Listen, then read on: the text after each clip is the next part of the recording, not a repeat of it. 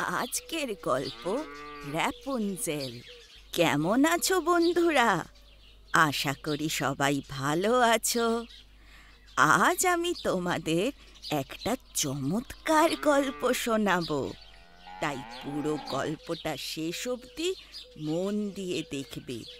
কেউ কোথাও যাবে না কিন্তু। চলো তাহলে শুরু করা যাক আজকের গল্প।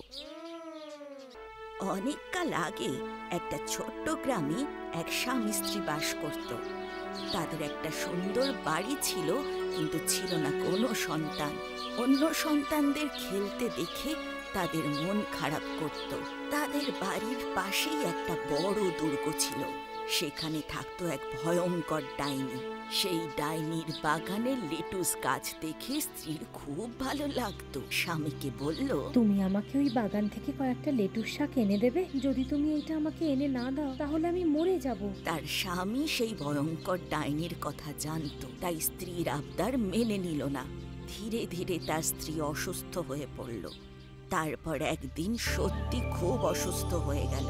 লোকটি তার স্ত্রীকে ভালোবাসতো, তাই সাহস জুগিয়ে ডাইনির বাগানে প্রবেশ করলো। আর ডাইনির সঙ্গে দেখা হলো তার। তুমি এই বাগানে কেন?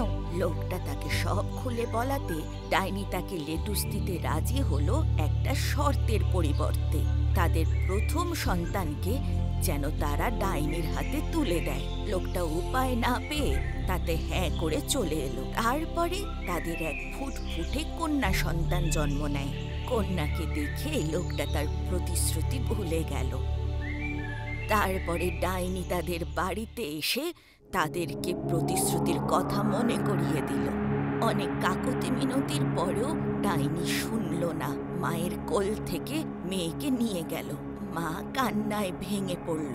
ডাইনি সেই সন্তানকে নিয়ে দুর্গে ফিরে এলো। ডাইনি তাকে সব কিছু দিল আর নাম রাখলো র্যাপুনজেল। ধীরে ধীরে র্যাপুনজেল সুন্দরী যুবতীতে পরিণত হলো। সবার থেকে লুকিয়ে র্যাপুনজেলকে একটা উঁচু টাওয়ারে রেখে দিল ডাইনি।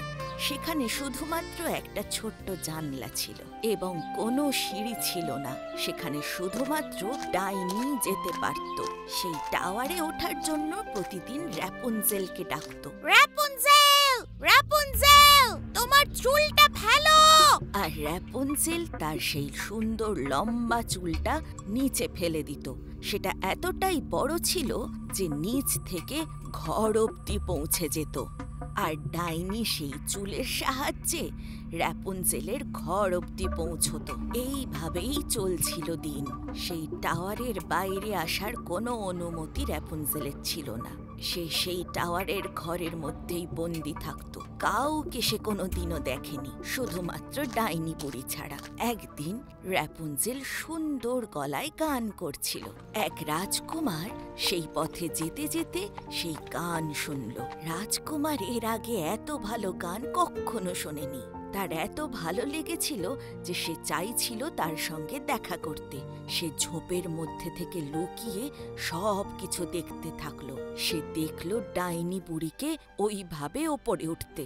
সব কিছু দেখার পরে ডাইনি বেরিয়ে যাওয়া অবধি অপেক্ষা করে রাজকুমার র্যাপুনজেলকে ডাকলো, র্যাপুনজেল, র্যাপুনজেল, তোমার চুলটা নিচে ফেলো। র্যাপুনজেল তার চুলটা ফেলে দিল আর রাজকুমার সেটা ধরে ওপরে চলে এলো। এক যুবককে দেখে র্যাপুনজেল তো অবাক হয়ে গেল। দুজনেই দুজনকে ভালোবেসে ফেলল। কিছুক্ষণ পরে রাজকুমার চলে যাওয়ার আগে র্যাপুনজেলকে প্রতিশ্রুতি দিয়ে গেল, তুমি চিন্তা করো না আর এইভাবে ভেঙে পড়ো না। আমি কাল রাতে এসে তোমাকে এখান থেকে নিয়ে যাব। পরের দিন ডাইনি যখন ফিরে এলো র্যাপুনজেলকে উদাস দেখলো। র্যাপুনজেলকে জিজ্ঞেস করতে বলল সে এক রাজকুমারকে দেখেছে। এই শুনে ডাইনি ভীষণ রেগে গেল আর র্যাপুনজেলের চুল কেটে ফেলল। র্যাপুনজেলের কিচ্ছু করার ছিল না। সে কান্নায় ভেঙে পড়ল।